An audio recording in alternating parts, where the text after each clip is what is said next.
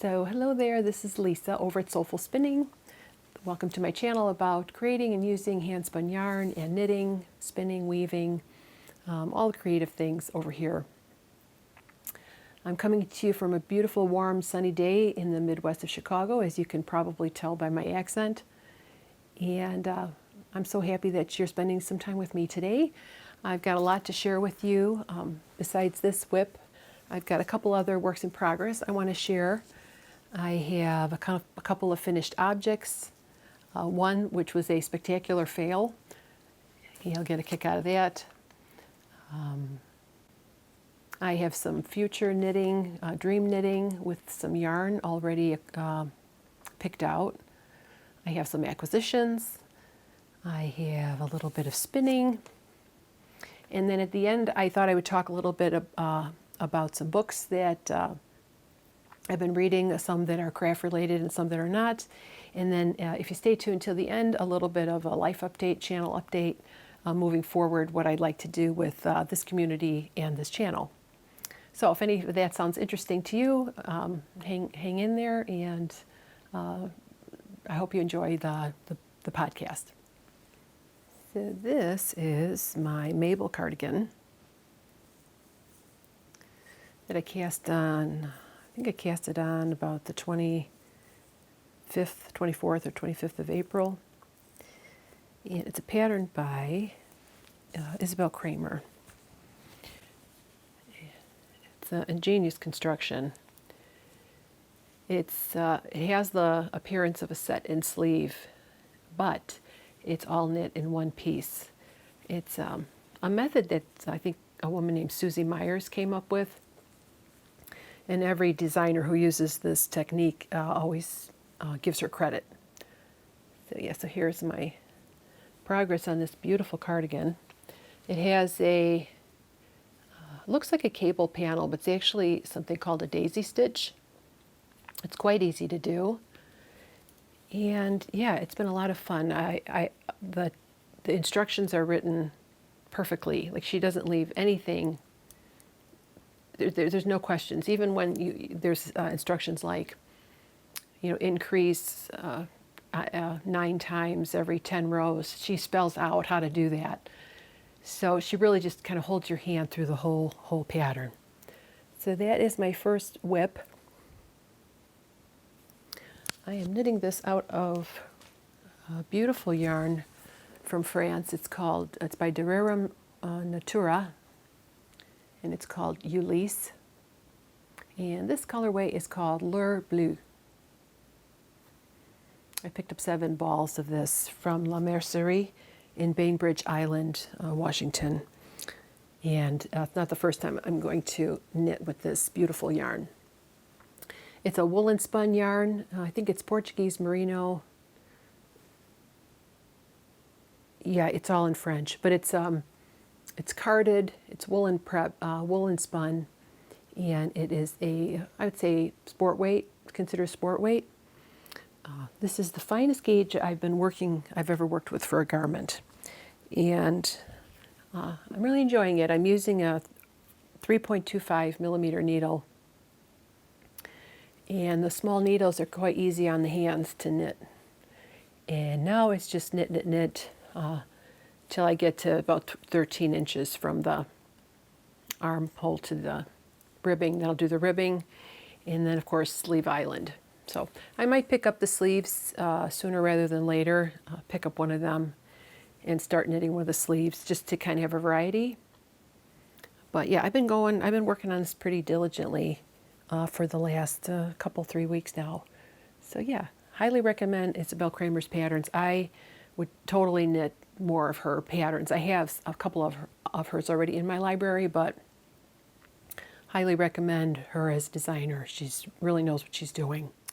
All right, so besides my Mabel cardigan, I've been working on a long languishing whip that I cast on. It was pre-COVID. So it was many years ago that I cast this on. And it's like a blob of knitting. But this is Madeline Tosh Merino Light. in the Blood Runs Cold colorway. And the pattern I'm knitting is called Julie's Wrap. Julie's Wrap is a pattern by Hagrid. It's a big rectangular wrap. You knit a big garter rectangle, and then you slip each edge stitch, because after you're finished knitting a certain number of rows, which you count by the bumps, you have to pick up hundreds of stitches all the way around the rectangle, and then you do a twisted rib all the way around.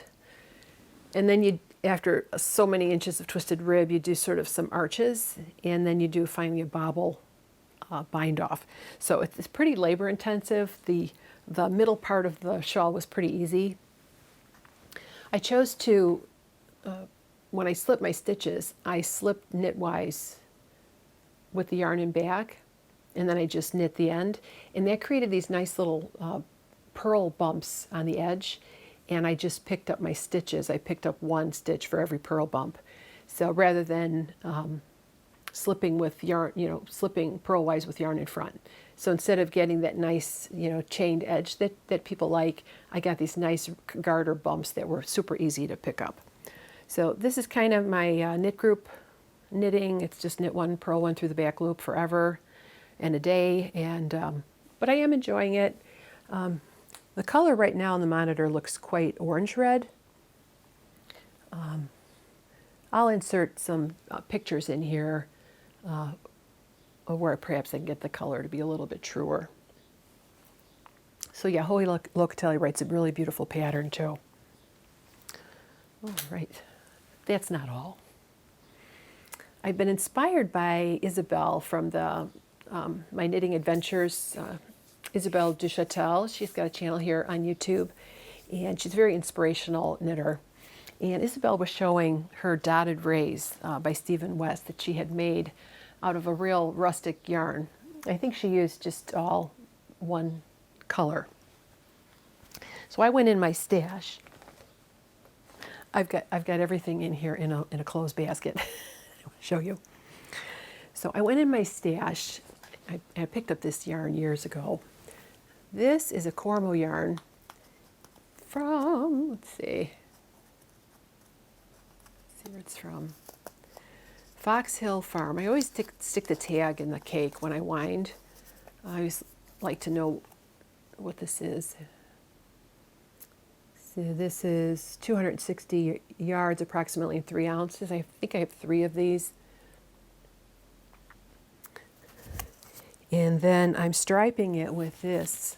I think I bought these 2 yarns at the same time at Michigan. I think it was the Michigan Fiber Festival that I went to. I think I went to that twice. And this is from Lilac Ridge Farm, and it's a Cormo. It's a Cormo silk, and it is a gradient, as you can see.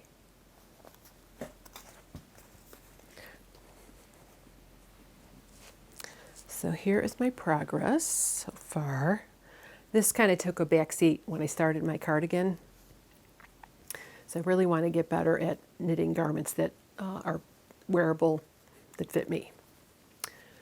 So here's my, it's probably on a needle. It's a little too small.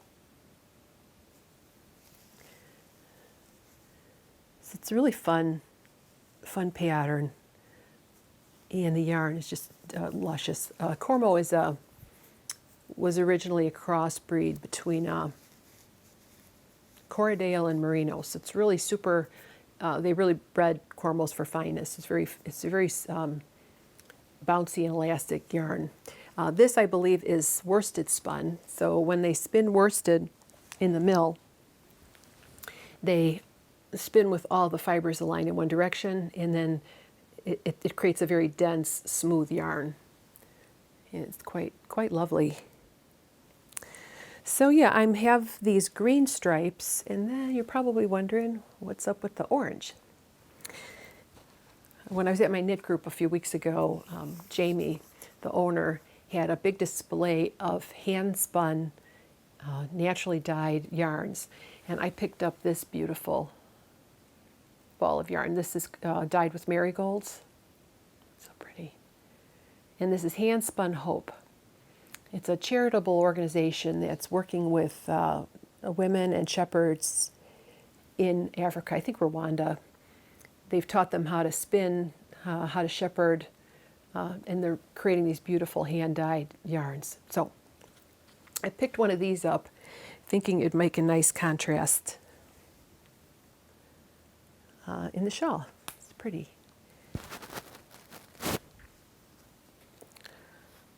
This is a lot of fun to knit because you do these short rows. Right. Other whips. What else am I working on? Oh, I sort of had I had no right casting on another object, but I did. I cast on this pretty thing.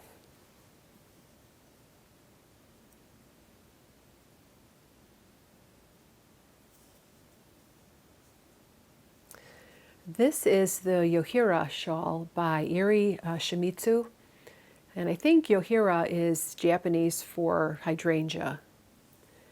And I'm knitting this. It's originally designed, it was a collaboration between Honor Ek Air. You know, they're the makers of that hard to find unspun yarn. But a few people chose to knit this pattern out of this particular yarn. This yarn is it's a cotton tube, and then they blow alpaca and merino inside the tube, and so it creates this bulky yarn, but very light for its bulk. It's Kama Rose or Kama Rosa, and it's Snufnug, which I think is like Danish for snowflake. And this is the color, some sort of rose color. And it's a beautiful pink, a muted pink. Very wearable if you're somebody that doesn't really consider yourself like a pink person, likes pink. This, I think, is a nice choice because it's got that nice grayed out, muted color. I'm not really sure that this is my color, as everybody's talking about their colors these days. But I have a person in mind that I think would look absolutely beautiful in this. So I'm thinking I'm going to gift this when I get it done. And of course it's knit on 5.5 millimeter needles, and so it's going quite fast. So when I get tired of the stockinette knits and purls on my cardigan, I'll pick this up and do a few rows. It's really neat. It's got this, it's got these wrapped stitches, which I've never done before. And then this is a real interesting, you yarn over, you knit two, and then you slip the yarn over the two stitches. You create these sort of this linear pattern. I just think that's super, super cool. Really pretty. I think this would be a beautiful pattern in any singles yarn, like Let Lope, Manchalope, any of those unspun yarns you could use, or even handspun. So I have some leftover Plutalope that I might hold double and make this again. So yeah, very, very pretty and a lot of fun to knit. And of course it goes so much faster when you go from 3.25 millimeter needles to 5.5 millimeter needles. Everything goes a lot faster. So what else? So yeah, so those are the four main things that I've been working on. I do have some finished objects. I'll show you my success first, and then I'll show you my fail.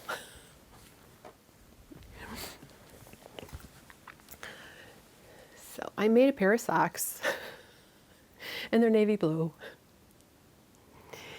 And this pattern is out of Nancy Bush's Folk Socks pattern book. And it's right here. It's a classic sock.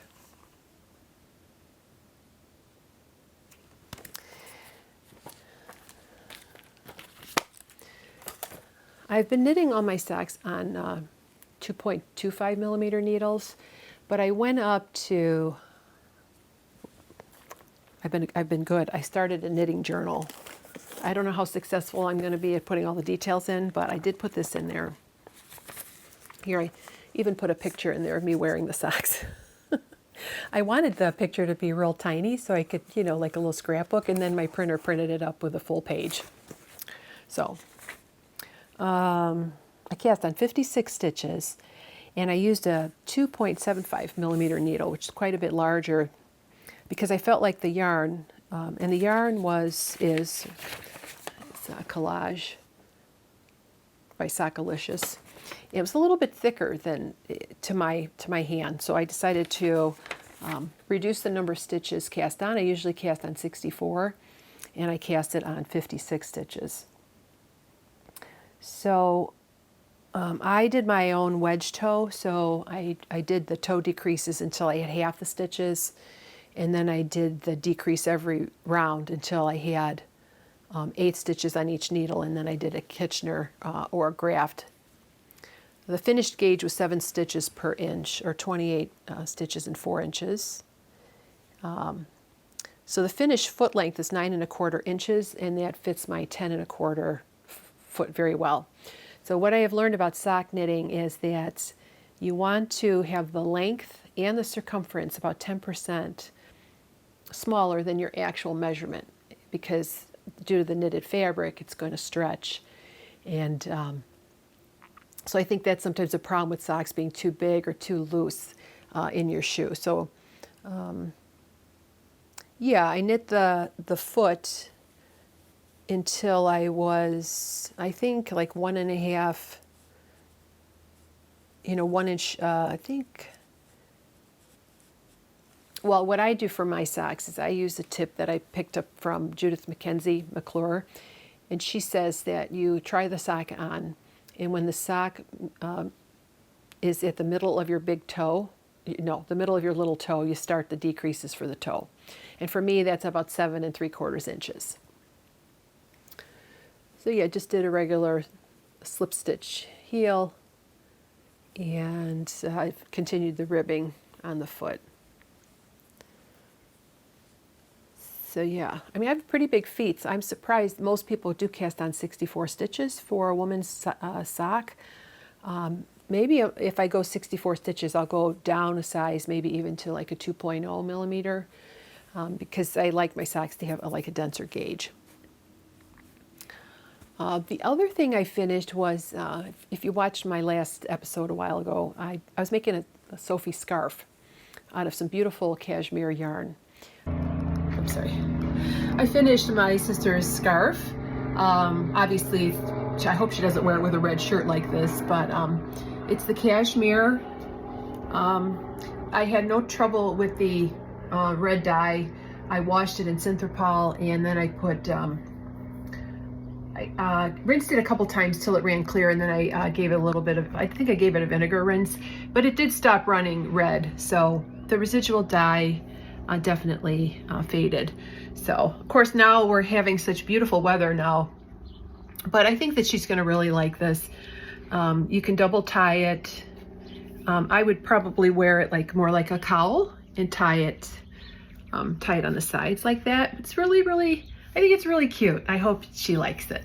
I finished that scarf. I have some footage here that I'll insert of the finished object, and the recipient loved it. I gave it to my sister for her birthday, and it was funny, we were going out to lunch, and she had on this white and black striped shirt, very Parisian, and then she wore her little red scarf around her neck, and she looked very chic. So I did finish that, and that was a nice little quick project. All right, let me show you my fail. All right, so longtime viewers will know that I have been working on this. You can see what the problem is already, right? I mean, this would fit Hagrid. This is the Skogafjell by Diana Walla for Tolt. It's made out of the recommended yarn.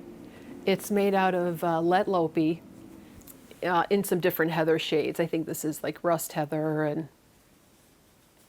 you don't care about the colors. It doesn't really matter. Just I think these were heathered green and heathered emerald, and well, The last time I talked about it, I mentioned that I was going to knit the body to 18 inches before the ribbing, and somebody said, "Are you sure you want to make it that long?" And I was like, "Well, that's what the pattern told me to do." So blindly following a pattern and not listening or paying attention to what your garment's actually looking like. So this is the 4th size. It was supposed to be, here's what it's supposed to look like on the model. It fits my husband, but he's pretty broad in the shoulders, but it's just a little bit tight. It's not, and it's sort of got, I don't know, I think because there's so many short rows in the back and in the front, there's something that's not quite right for his, and the arm size isn't big enough, so it doesn't really, I mean, he can get it on no problem, but it's not something that looks right or feels comfortable. But yeah, it was only supposed to be, I don't know. It ended up being like almost 48 inches across a circumference. It was supposed to be like 44. Well, my upper bust is 36 and my full bust is 38. And I'm going with the recommended ease. Anyway, I get it off the needles and I try it on. Here, I'll try it on for you. You'll get a big kick out of this.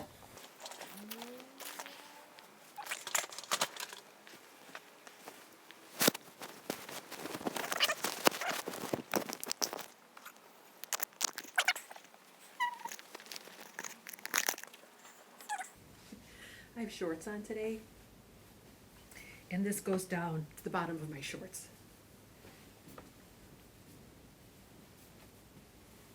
See, this is wrong. This should be up here. And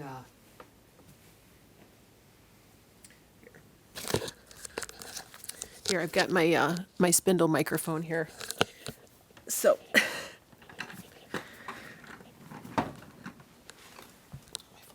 okay. Yeah, so it's just too big. It doesn't fit properly around the arms. I think I erred in going up.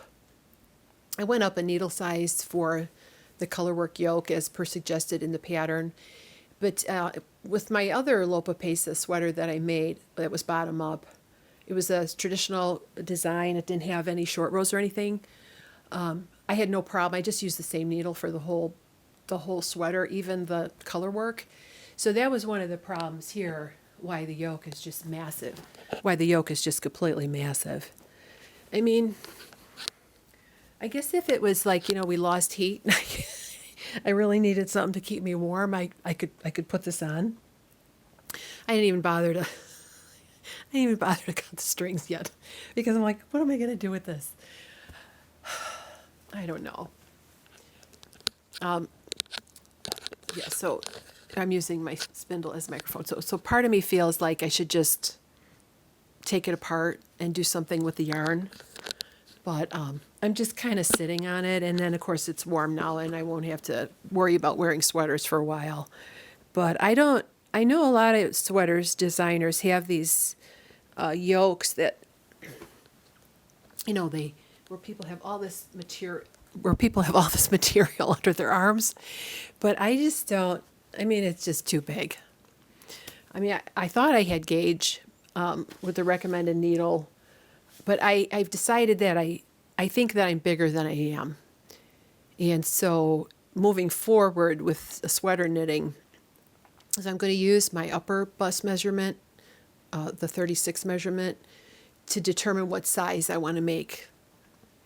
So for example, the Mabel cardigan, I think she recommends 2 inches of ease, and I think I'm knitting the 3rd size on that, I think the finished measurement's going to be like 40, but that cardigan is open front.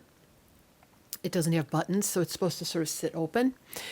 So I tried that one on. It feels a little small, but I mean, not tremendously small, and it was on the needle, so it was kind of hard to determine. But I think over a skinny shirt or thin shirt, it's going to be fine. But yeah, sweater knitting is a mystery to me, and gauge is obviously an issue with this garment here. So yeah, I mean, it's just, I could carry, two of you could fit in here with this sweater. So what do you think? What should I do with it? Should I just frog it and make something else? I don't know. I'll hang on to it, and it's just a large, bulky item, and I'm limited in my wardrobe space. I don't even know where to keep it, and I've just decided if I do this type of sweater again, I'm going to do a traditional Norwegian pattern with no short row shaping, just bottom up, and not mess around, because I think that kind of created some of the problems with the extra fabric. Well, yeah, enough of that. I'm sure I'm not the only one who has made a sweater that it doesn't fit them. So hold on for a minute. I will take this off, and we'll get on with the rest of the episode.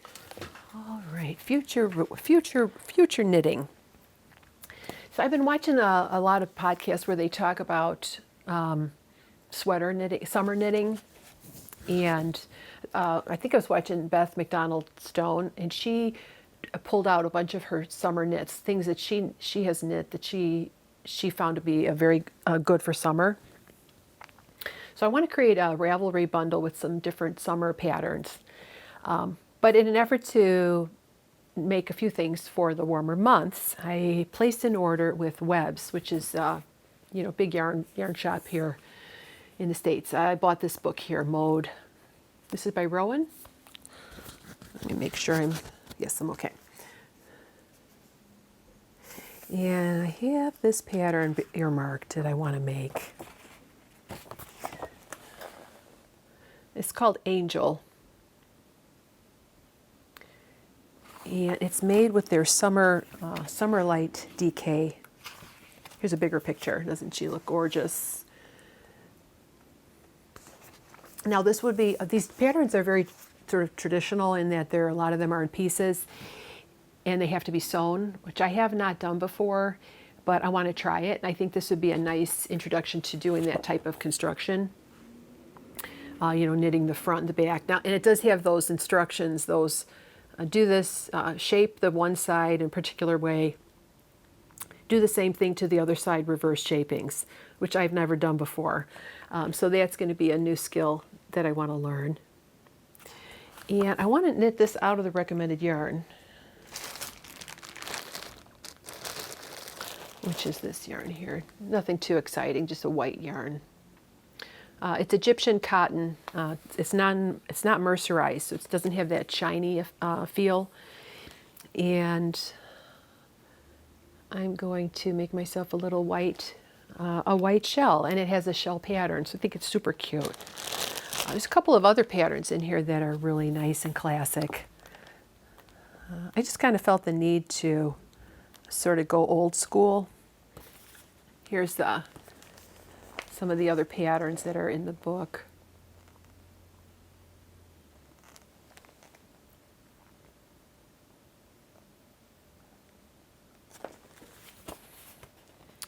Yeah, so there's a couple of other patterns that I'd like to try. Here's a real cute top with a collar, the V-neck. I think that would be really super cute. This is real pretty too. This is called Solar or Solar. It's a shell. Really pretty, all in neutral colors, but of course you can knit it in anything you want.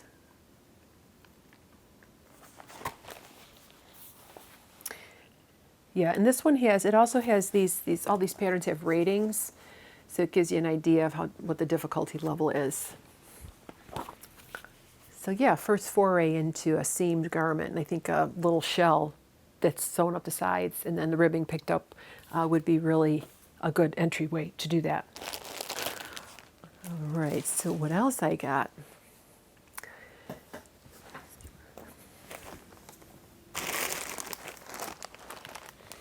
I've been seeing a lot of these, it's a real popular pattern. It's called a Sorrel sweater. There's 3 iterations. There's a winter, there's a spring sorrel, and then there's a summer sorrel. And the summer sorrel is the one that I want to make. So this is called Spotted Flowers, and it's by Miss Babs, which is a yarn dyer. I think she's in somewhere in the South. I'll put her up. Everything I talk about here in the video, I will have links up in the description box. You can go to the website and see for yourself there. Fingering away 2-ply superwash merino yarn. And I'm going to wind up all 3 hanks and possibly rotate the hanks throughout the project, so I don't want to get too much striping. But yeah, they're pretty. Now, if I got a mohair, I could make the winter sorrel. I think the winter sorrel was like fingering away with mohair, but I want something for the summer. And so this is going to be a lot of fun. I can't wait to cast this on. But I really do want to finish my Mabel cardigan. Yeah, so if you're interested in the bundle that I'm creating in Ravelry, you can go over to Ravelry. I'm the Soulful Spinner there, and I have a Ravelry update in just a little bit towards the end in the Life Update, Channel Update section. All right, what other acquisitions have come my way? Well, I got the white yarn. So speaking of summer knitting, and I was placing the order for webs, and you know, the more you order, you get a discount, etc., etc. So I got a really good price on this yarn. This is 3 hanks of Cascade Ultra Pima, and this is also a DK weight. And I'm thinking of making the Rota Tee by Irene Lynn on Ravelry. There's a Rota jumper that's got sleeves, but she's also got a top, and I'm thinking of making it out of this. I love these burgundy purple colors. So that's something else to add to my queue, which I'm trying to create a queue too. I don't really use Ravelry to its full extent, and there's so many great features there that I want to up my Ravelry game, so to speak. I did pick up some black yarn. I know a lot of people don't like to knit with black because you have to have a super good light. But I picked up this black Rowan because I was watching Pia from the Miss Knits podcast. She's a designer. I think she lives in Denmark or the Netherlands. And then she's a traveler. She has family in Texas and she travels everywhere. But she has a pattern that she did in black. It was just this really classic, cute t-shirt. It was an all-over lace pattern. And I picked up that pattern, and I was thinking of trying. I've never knit anything in black before, but if you have any tips, I mean, just having really good light and maybe using light colored knitting needles will help. So that's another thing added to my queue. Do you like summer knitting? Or do you just knit with the wintry wool type garments all throughout the year? I'd really be interested. If you have any great summer patterns that you really have enjoyed knitting, please feel free to leave them in the comments below, and I'll add them to my bundle. All right.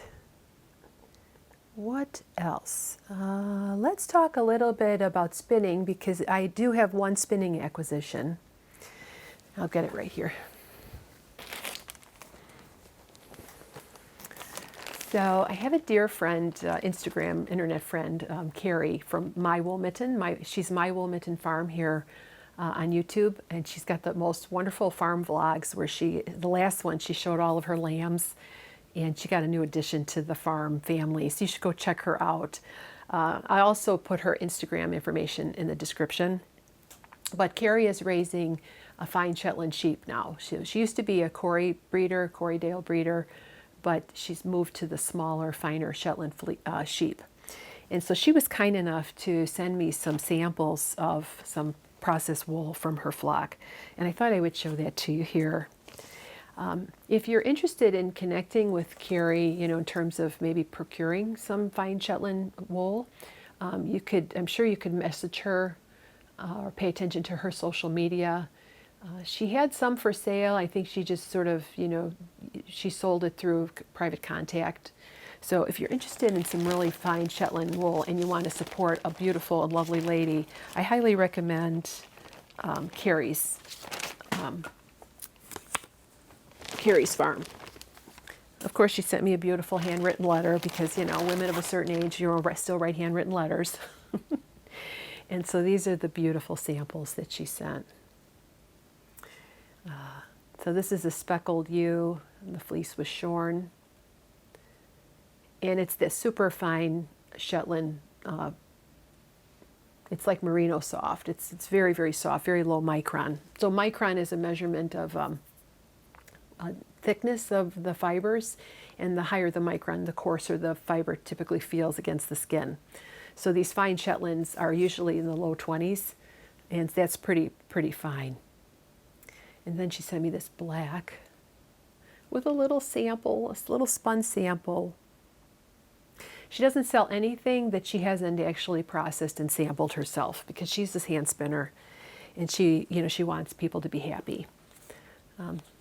This was Malala, a gray catmaggot, and this was Rude, and she sent me a lock of this dear little Shetland. You see the fleece is very, it's not double coated, it's not primitive, it's high crimp and very fine, and creates a very cushy, incredibly elastic yarn. It doesn't have a lot of shine, so it's more of like yeah, it's just beautiful. This one, I think this is what she calls bunny toes. This is her Shetland ewe with raw Angora. And she uses this in her toes, and she also sent me a few locks here. Aren't they just darling? So she's got a whole new, you know, she's got a heap of lambs, and she shows them off in her last episode. So please do go over there if you want some cuteness overload. Check out Carrie. I have started spinning a little bit of this on a drop spindle. I've got some more spinning content planned for the channel. I'm thinking of doing a series of sort of instructional videos on spindle spinning, and I'm mapping out my my curriculum, so to speak. And so here I was doing long draw spinning on my spindle with this. And yes, you can do long draw on your spindle, just like you can do short forward. And if you don't know what long draw is and short forward is, stay tuned because we'll be talking about those in future videos. So yeah, so Carrie, if you're watching, thank you so much. I've been sitting on these for a while. I didn't want to really process them until I could show them off here on the channel. They're so beautiful. If you don't know by now, I'm a fleece lover. Fleece and flowers, and of course my dog. Other than, of course, my family. They're first. I love them the best, but everything, these other things are close second. So yeah, so what else do I have time for? I have done some fleece prep in the last wee while here. I'll show you a few bats that I've created. So I carded up these two bats. It's about 100 grams of a Bond Llama blend. Bond is a sheep that had its origins again with a long wool, and I think Bond was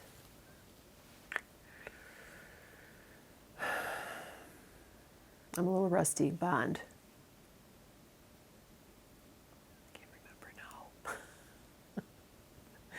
I think it was Merino's cross with Lincoln. It was, you know, these Merino, Polworth, California variegated mutant, There's several breeds of sheep that have its origins.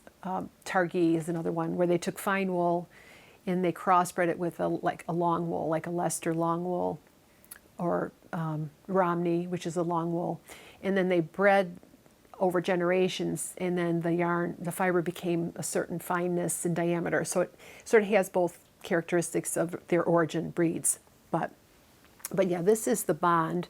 I picked this up years ago from, I think, Gleason's Fine Woolies, which I don't know if they still sell fleeces, but it's a nice medium fleece, perfect for combing or carding. It's about 3.5 to 4 inches.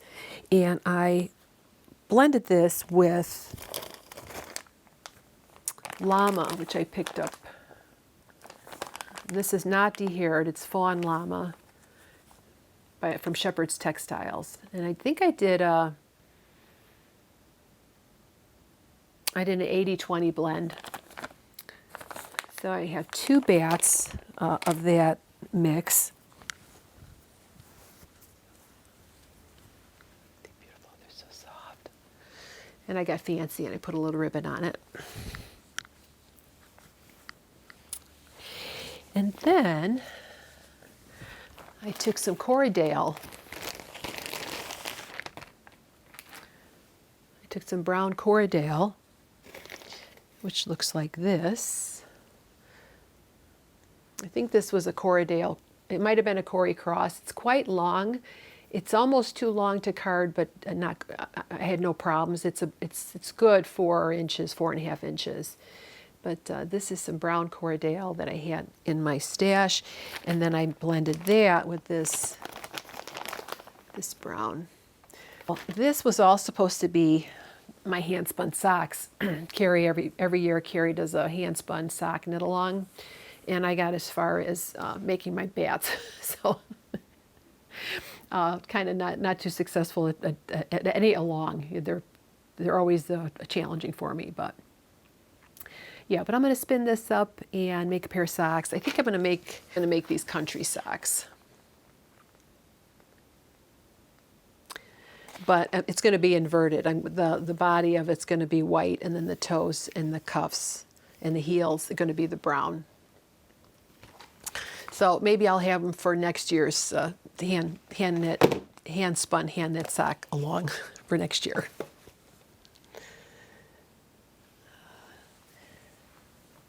I have loads of Black Welsh Mountain that I have spun up into singles and put on these storage bobbins that need plying.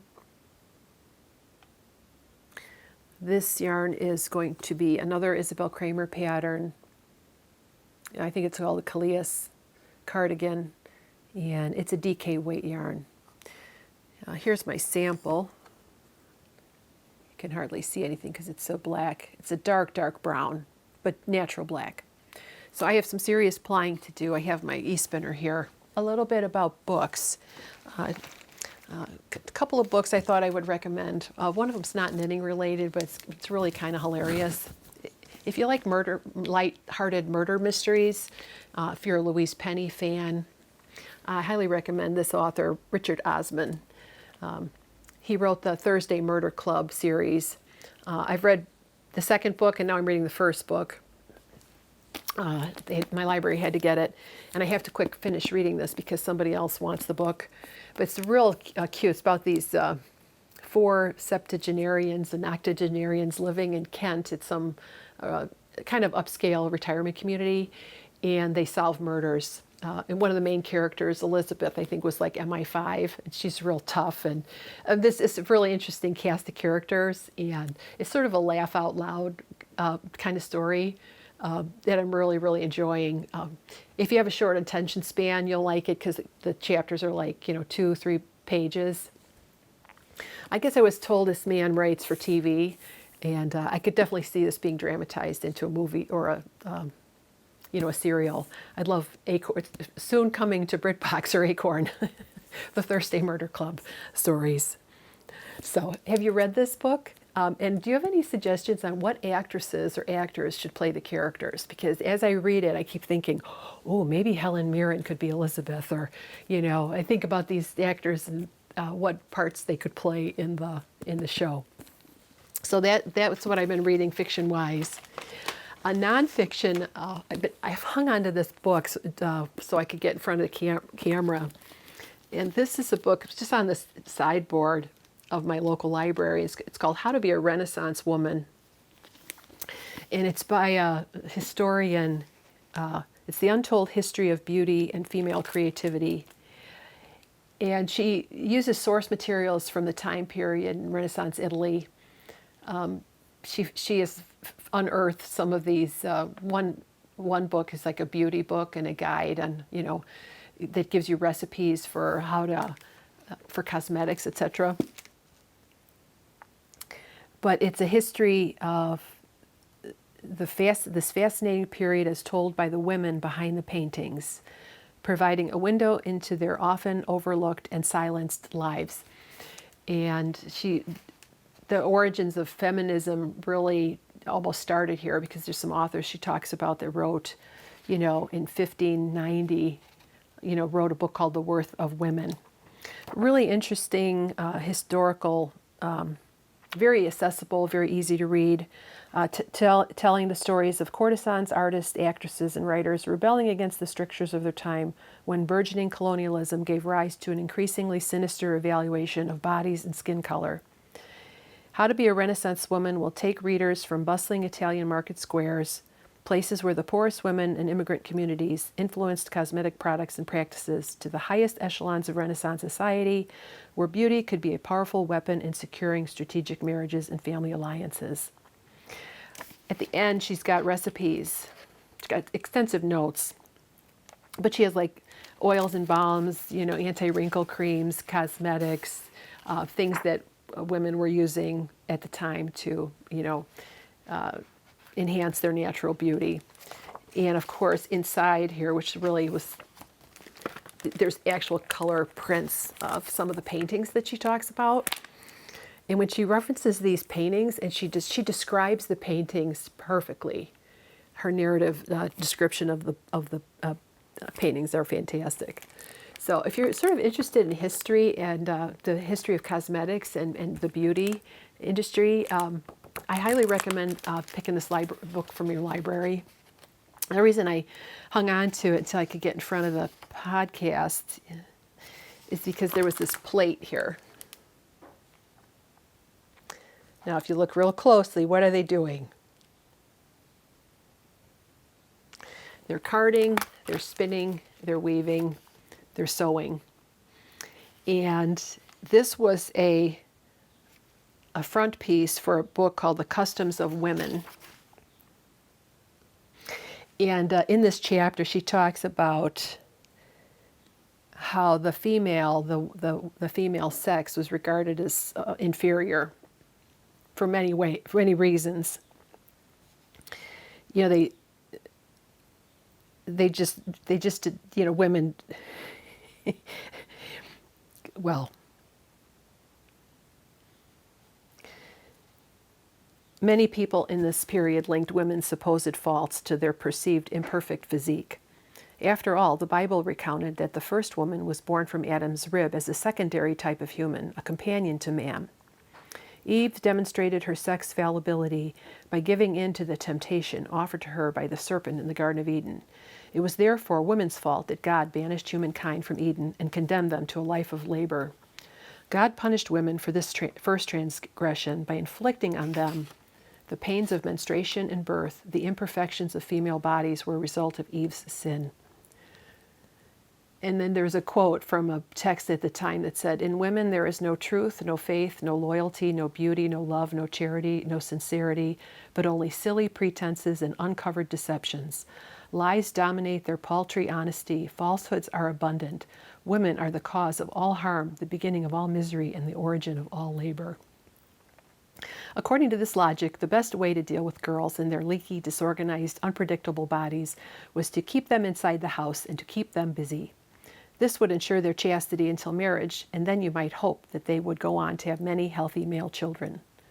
Women's ideal roles in life are illustrated in a pamphlet teaching parents how to raise girls, The Customs of Women, first published in 1525.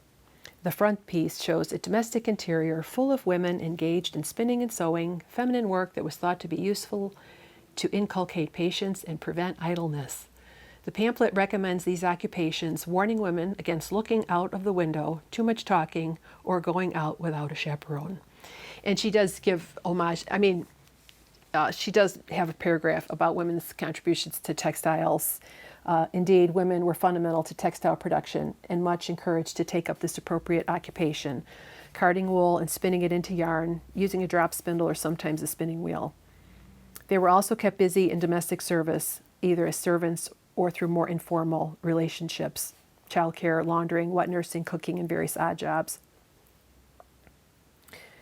So yeah, but I just thought how far we've come. And, I still spin and knit to prevent idleness, but we do it by choice and we do it for fun as a hobby rather than, being forced to do it because, we had to stay inside and there was nothing else we could do. So yes, highly recommend the book. It has highly researched, well-researched, it's got all the notes and everything. It's really an engaging read. I think I read this in just a couple of days. It was just so fascinating to me. So that's it for my book recs. All right. Well, channel update and life update. So I started this channel probably maybe 2016. I think it was before, it was before, a lot of changes took place. So what is that? It's 2016 to 2024. So it's been quite a way, 7-8 years. I created the channel to, just to basically make connections with other people that shared the same values, had the same hobbies. And I've benefited so much from the channel. I've gotten so much more really than I've given in terms of support and encouragement, suggestions, this wealth of knowledge that is on the other side of the camera. And I do want to continue podcasting sort of in a sustainable way. Sometimes I feel like I'm ghosting my viewers when I stop podcasting. So in order to sort of keep sort of the momentum going and the community going, I thought we could revive the Ravelry group. So I have a Ravelry group. It's called Soulful Spinning, but this morning I changed it to Soulful Spinners. And if you just go to the group tab and put in Soulful Spinners, it'll come up. We have about 540 members there, and I thought Ravelry is really one of the few places you can go and do social interaction, social media without a constant bombardment of advertising. I used to love Instagram.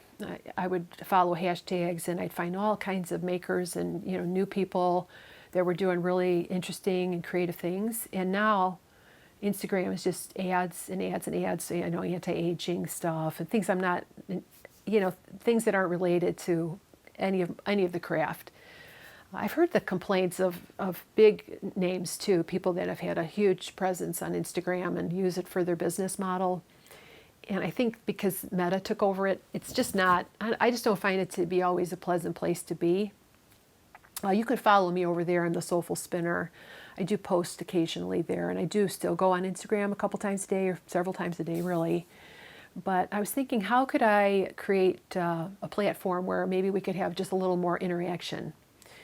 So with that in mind, change the name of the group to Soulful Spinners because I feel like if you're a spinner or knitter, you could be part of that group, and we could have more interaction, sharing what we're working on, and see where that leads us.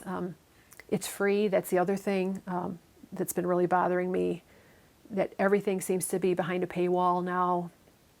I understand people need to make a living and they want to, they monetize for good reasons and everything, but I just feel like everything, you want to watch anything on TV, everything you got to pay for, and I thought, well, wouldn't it be nice just to have some place free, completely free. You can go in there, you know, you could share your projects. We could start threads on different topics, whatever. So I don't know if that is something that appeals to you. I've also thought about Ravelry, utilizing Ravelry in a more robust manner. So I have this fantasy of getting all my stash in Ravelry, which is probably not going to happen, but but I can start.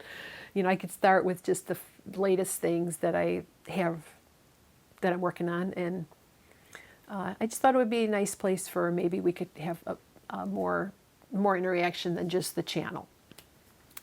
So yeah, if you're interested in that, go over to Find the Soulful Spinners. There's an Introduce Yourself thread. And you can always private message me through Ravelry, through Instagram, or you can email me at soulfulspinning@gmail.com. So thank you so much. If you've made it to the end, thank you so much for hanging out with me today. Make sure you you know, hit the like button, subscribe. If you hit the notification bell, you'll know when new videos come up. And as always, I welcome your suggestions, encouragements in the comments below. And I love to hear from you. I hope you're well, and we'll talk to you real soon. Bye for now. So I have these that I need to spin up. This, I got kind of wild with my blending board, so we'll put those aside for now. And then I have all of these from the Black Welsh Mountain. I have a bobbin winder from Shacked that I used to wind these. This is a plastic storage bobbin, but I don't have very many of these. But I did pick up a bunch of these cardboard bobbins for pretty low price. And here's another one for my blending board experiments. So I have to get all those plied up. And then, of course, see, these are all my empty bobbins, thank goodness. Got a random orifice hook over there. Quite tangled. And I'm going to set up my little e-spinner here and have a plying party. So I'll probably put on a podcast or something, or listen to some music while I'm doing this. Yeah, so here are some flowers I picked from the garden just today. Our peonies are in bloom. They're pretty. So I got pink and white, and they're very, very fragrant. And then I got a little bit of herb here. This is some, excuse me. There's a little fennel. Yeah, a little columbine from the garden. Yeah, we planted a bunch of seeds. And then we started a bunch of tomatoes from seed, and they're in the garden. And my husband's retired now. Let me move this over here. So yeah, my husband is retired now, and that was one of the reasons why I'm sort of readjusting to like somebody else being in the house all the time. And he said, just go ahead and record. I'll leave you alone. It's fine. So I did. I was able to do it. So I really feel like I burst through a barrier. So now I feel like, oh, okay, I can film with other people in the house. Do you ever feel that way if you're a podcaster? If there's somebody in the house, you don't feel like you can be yourself or something? It's like they know you better than anybody else. What are you worried about? But anywho, yeah, so that's one of the reasons I've been shy, you know, with him being in the house. But yes, we have flowers in the garden. We've had a beautiful spring here in the Chicagoland area. We've taken loads of walks. We've been walking, you know, an hour or more a day, 3 or 4 days a week, trying to, you know, keep our health and keep our fitness up and lose a few pounds. Anyhow, I thought I would just start, you know, set myself up for some plying and I hope you enjoy this little section. It's Peaches' 15th birthday today. Yeah, May 17th. She was born in '09. And she's doing great. She's still plays with her toys, still has a good appetite, takes a walk every day, plays with her toys. It was touch and go. She had a little infection sometime about 6 weeks ago maybe, and she had to go to the emergency vet. But antibiotic treatment seemed to do the trick, and she's going strong at 15. I know a lot of my longtime viewers feel like they know Peaches, and she's such a part of the channel. So, yeah, she's doing really well. Just keep her in your prayers. I hope she can live long and happy, the longest she can happily live healthy. She is a dog, and her lifespan is obviously not infinite, but we're going to just, since we're going counterclockwise, I think I'll send it through the left side here. So I spun my singles,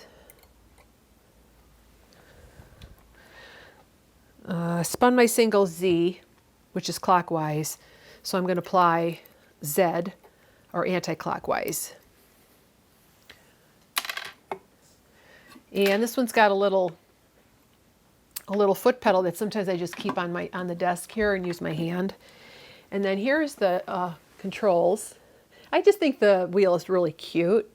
It's got sort of a cute aesthetic, and it's wood, which I appreciate.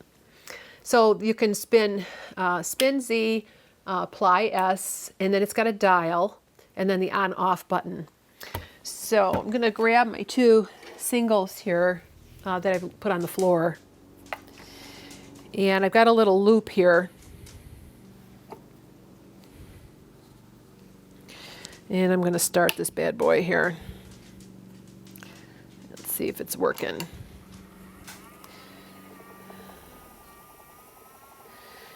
You see, you can hear it. It's not that quiet. Now, I've heard the Daedalus wheels are super quiet, and I think the Hansen mini spinner is very, very quiet. So I've got it at about 1 o'clock on the dial. And I'm going to do a couple of drafts. So what I do is I make sure my both singles are under tension, and they're coming at the orifice at about the same angle. And then I'm smoothing it down.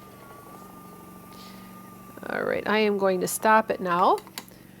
You can see it pretty much stops right away, which is really nice. It doesn't keep spinning. And I'm going to look at the yarn.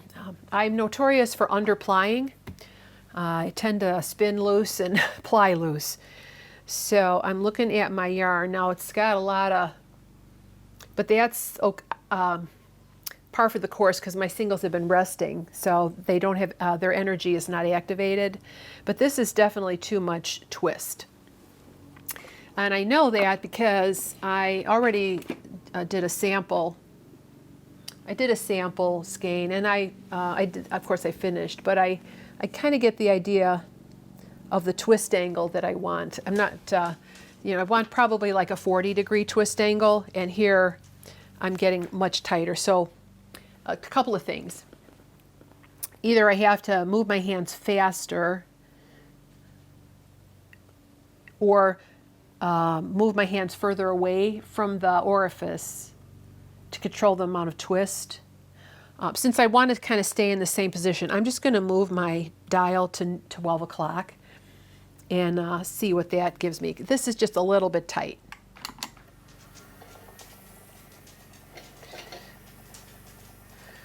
But I have this problem that every time I ply, I take the yarn off the nitty-nutty and I feel like it's underplied. So let me see. It just depends if you're a speed demon or not. I'm gonna turn it off now. That's actually looking pretty good. I just go by feel of the yarn, and mostly all my yarn always comes out. It's never biased, so it's usually, I think there's a lot of leeway with plying. I'm going to move my hook over, and continue my merry way. So I settled on setting my dial to about 1 o'clock and extending the distance from the orifice to my backhand about half a meter, 31, 32 inches. And that seems to be just fine for what I'm going for. So we're going to go to a fiber festival tomorrow. There's a small fiber festival. It's called Ileana Fiber Festival. It's in Crown Point, Indiana. It's the 3rd year. I've not been yet. And my husband and I are going to take a ride over there tomorrow. So I will take my camera with me. And next time I record, I will show you what I bought and if it was worth doing. It's a small one. They're not going to have animals or anything. But I'm sure I'll find something that I can admire and or purchase. All right, so that's basically what I'm doing here. I'm just going to keep doing this ad infinitum. I kind of been putting this off, so get all the fiber spun up so that I can cast this on later in the summer, maybe August, so I can wear it in October, November in the winter. It's definitely going to be a heavier weight sweater. And because it's woolen spun yarn holds a lot of warmth. So, yeah. So what have you been working on? Have you been, if you're a spinner, what have you been spinning? Are any of you working on sweater spins? I'd love to hear your plans in the description box below. Again, I did update my Ravelry group. Our Ravelry group now is Soulful Spinners. And you're all invited to come over there and talk and share with us over there. All right, so I'm just going to keep doing this until it's time to sit outside on this beautiful afternoon and have a beer and enjoy some of this beautiful weather we're having. Everybody's got to have a pair of camo Crocs, right? Well, not everybody, but you do.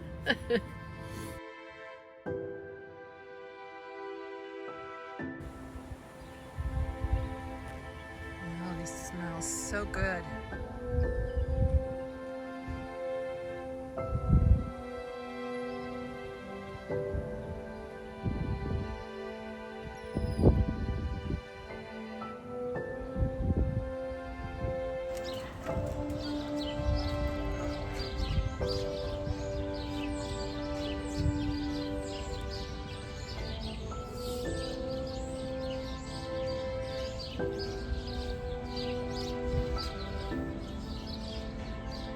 What do you think?